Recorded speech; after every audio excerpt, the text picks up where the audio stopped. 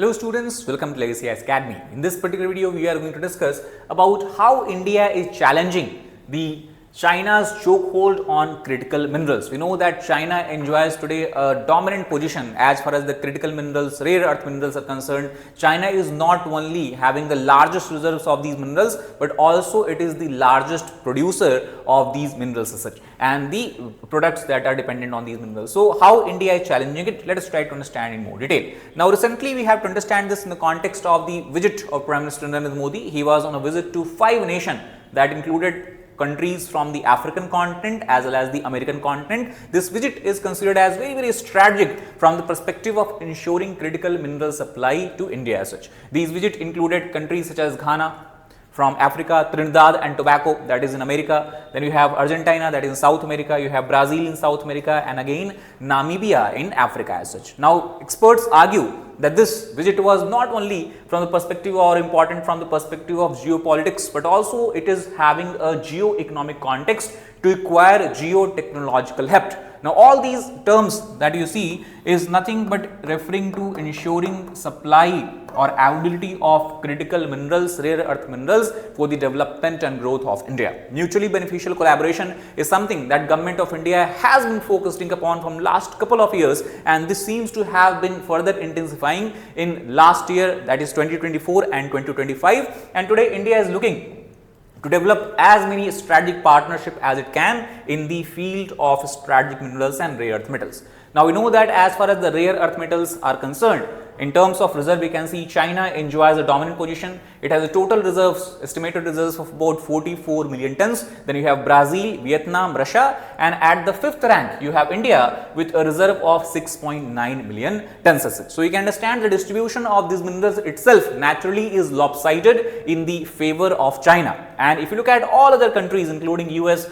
Australia, Brazil, whatever you take into consideration, they make up just a small fraction of what you have in what kind of reserves you have in the China as such. So, if you want to challenge China, obviously we can understand that India's reserve is not sufficient enough that can tackle and challenge China alone. That is why if we are able to create a strategic partnership, if we are able to create a reliable partnership with other countries, then obviously we can ensure that we have another way of ensuring the critical mineral supply, even if China creates some kind of restriction and prohibition on its export as it has done before. So, example of these minerals can be lithium, gallium, germanium and antimony. These are used in a variety of fields such as development of semiconductor, development of solar panels, you have development of LED and lighting, you have development of batteries of electrical vehicles and all that. So, we try to understand from the perspective of any new technological upgradation or development of innovation or technology, rare earth metals and critical minerals are going to play a very important part of it.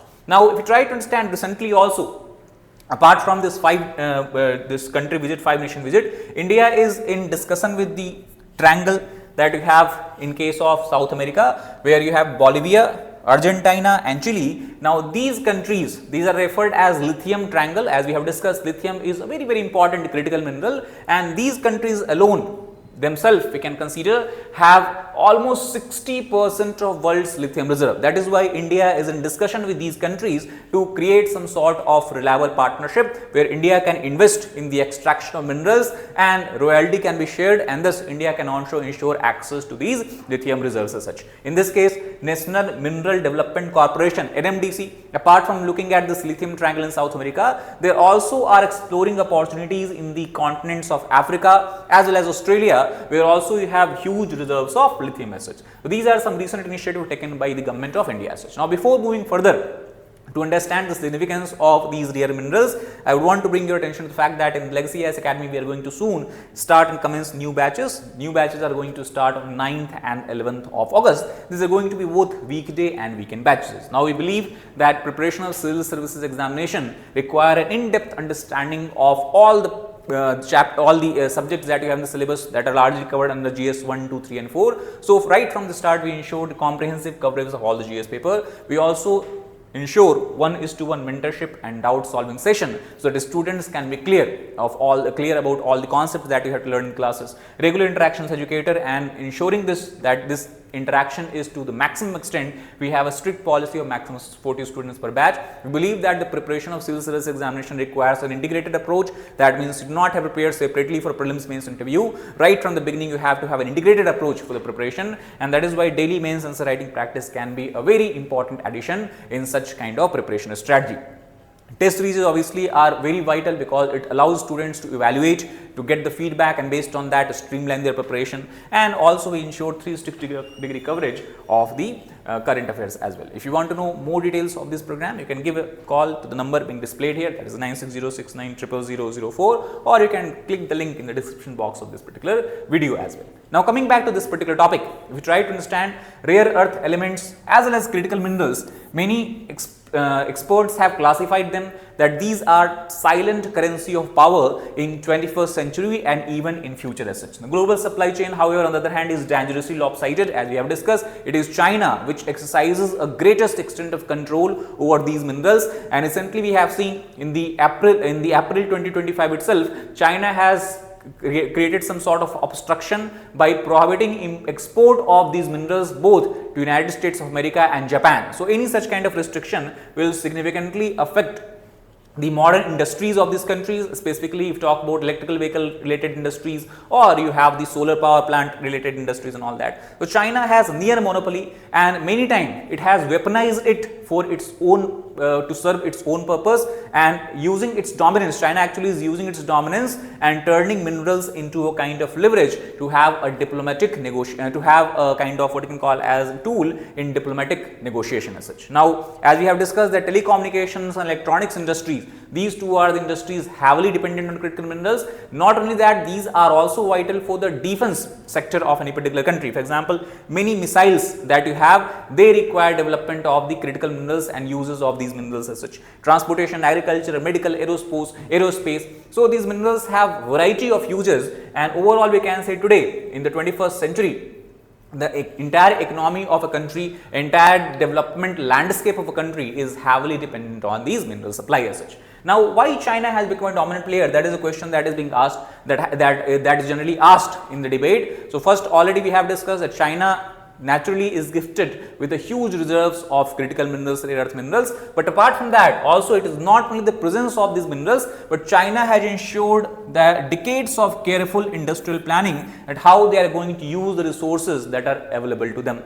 Also, they have provided substantial subsidies to the company, so that government is providing subsidy to the company. That means company, even if they are not willing to extract these minerals due to the cost issues, they can be compensated by government. So that has encouraged private sector participation in the exploration of these minerals as well. Apart from that, China, as you know, that there is no democratic setup in China. No one can question the authority of government, no one can question the decision making of the government, and they have taken advantage of this. Okay, overall you try to understand overall about the communist setup that you have in China. So they are willing to overlook the environmental damage as such. There is no such large scale protest in China against any government project. The government, if you want, it can basically extract minerals from wherever it wants, and it will not have anyone to answer to as such, or most precisely we can say it does not have to answer to public as such. And the best example of this we can see from the fact that one of the major mineral belt, rare earth mineral belt you have in China, that is called as Bayan Obo. Bayan Obo is somewhere in the inner Mongolia region of China, and there you can see manifestations of all these particular points that we have discussed, and China has taken advantage of this as such.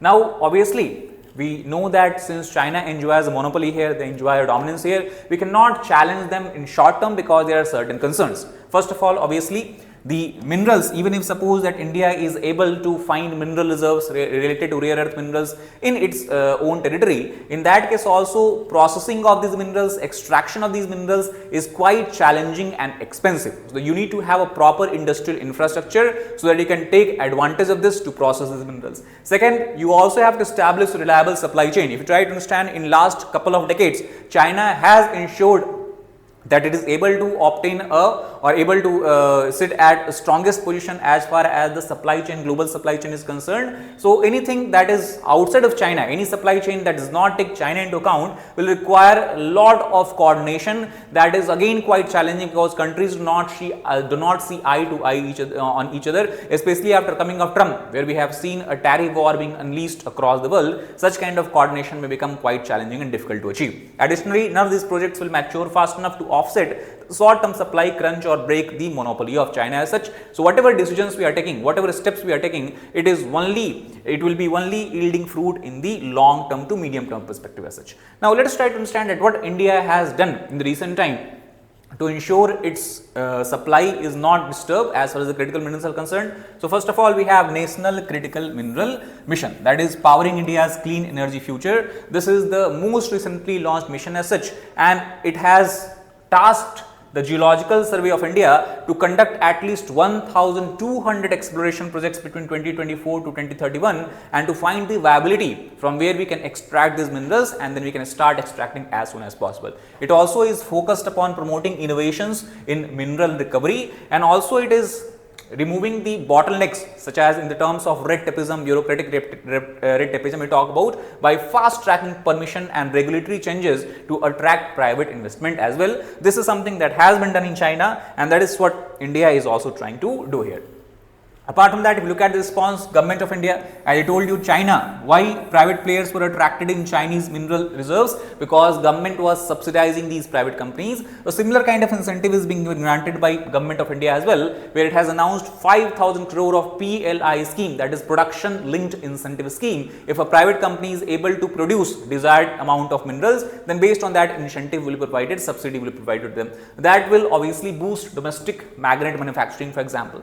Similarly, it also is focused upon growing confidence of private sector in the future of critical minerals and rare earth minerals. And the example of this we can see from the fact that two major automobile companies, Mahindra and Sona Comstar, related to the field of automobiles, they have shown a degree of what you can call as interest in such kind of projects launched by Government of India. Urban mining and e-waste recycling is also, that is another focus, because sustainable option is something that we can also understand these options carry, as it aligns with the circular economy principle. That means whatever rare earth minerals, critical minerals that is already being used by public, when the waste material is discarded, such as especially electronic waste we are talking about, then it should be recycled in such a way that these minerals can be reused again, can be extracted and can be reused in a fresh term.